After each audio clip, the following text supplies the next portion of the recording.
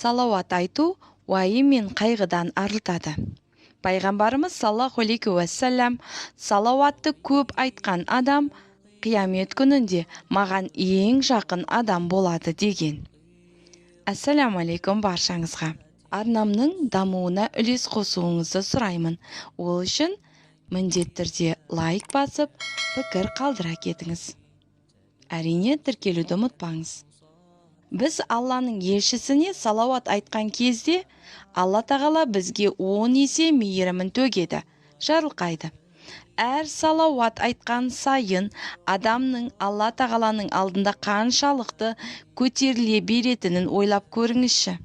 Бірде сахабалар Алла елшісінің қуанып отырғанын көреді. Олар: "О, Алланың елшісі, біз сенің қуанышты жүзіңді көріп тұрмыз", дейді. Ол: "Мен қалай қуанбайын? Жәбірейіл маған, кім маған салауат айтса, Алла соған 10 есе мейірім көрсететінін жеткізді", деген екен. Салауат айтудың пайдасы зор. Ол біздің барлық өмірімізді қамтиды. Пайғамбарымыз саллаллаху алейхи уассалам: "Кім маған күніне 100 рет салауат айтса, Алла соның қажетін ашады", деген. Салауат айту уайым мен қайғыдан арылтады. Пайғамбарға салауат айту құлшылықтың қабыл болуының, деннің сау болуының кепілі. Бұл жүрек нұры.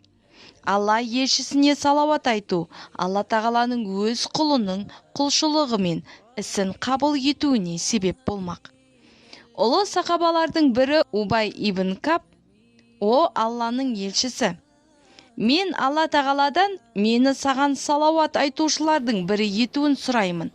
Мен саған қанша рет салауат айтайын?" деп сұрайды. Пайғамбарымыз саллаллаху алейхи уассалам: "Қанша қаласаң сонша", дейді.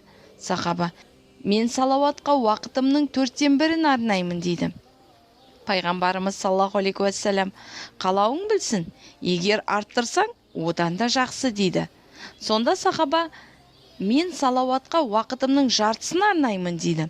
Пайғамбарымыз саллаллаху алейхи уассалам: "Сахаба: Мен салауатқа уақытымның 3/2 бөлігін арнаймын", дейді. Пайғамбарымыз саллаллаху алейхи уассалам: "Қалауың білсін, егер арттырсаң, одан да жақсы", дейді. Сахаба: "Онда мен саған әрдайым салауат айтатын боламын", дейді. Сонда Алланың елшісі: "Сен уайымнан құтыласың және сенің күнәларың кешіріледі", деген екен. Алла елшісіне салауат айту уайымшылдықтан арылтады. Көптеген адамдардың жүрегінде мазасыздық бар. Алла елшісіне көбірек салауат айтыңыз. Өз жүрегіңізді мазасыздықтан арылтасыз және Алла күнәларыңызды кешіреді.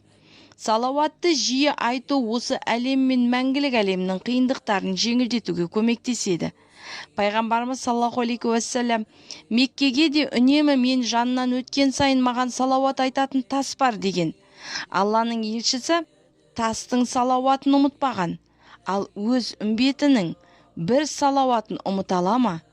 Әрине жоқ, себебі Алланың елшісі әрдайым өз үмметімен бірге.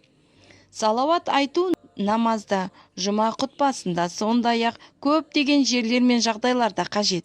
Әсіресе мұсылмандар жиылғанда қажет. Пайғамбарымыз Алланы еске алып, елшісіне салауат айтатын мұсылман жиналыстары қабыл болатынын жеткізген. Алла еске алынбаған пайғамбарға салауат айтылмаған жиынның сұрауы болмақ. Мешітке үйге кіріп шыққанда салауат айтқан абзал. Әсіресе жұмада айтуды ұмытпау керек. Алланың елшісі: "Жұмада көптеп салауат айтыңдар. Шынында бұл салауат маған жетеді", деген.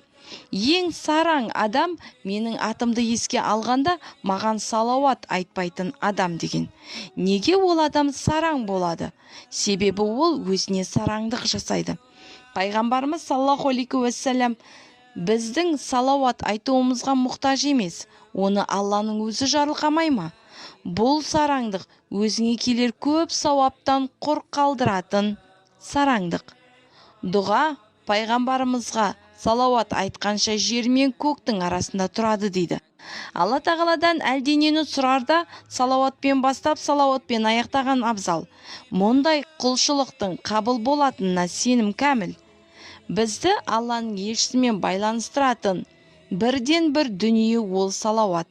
Ол пайғамбарға ғана емес, Аллаға жақындау жолы. Алла тағала Құранда: «О Мұхаммед, айт, егер сендер шынымен Алла тағаланы жақсы көрсеңдер, менің соңымнан еріңдер, және Алла сендерді жақсы көретін болады», дейді. Назар салып тыңдағандарыңызға Алла разы болсын.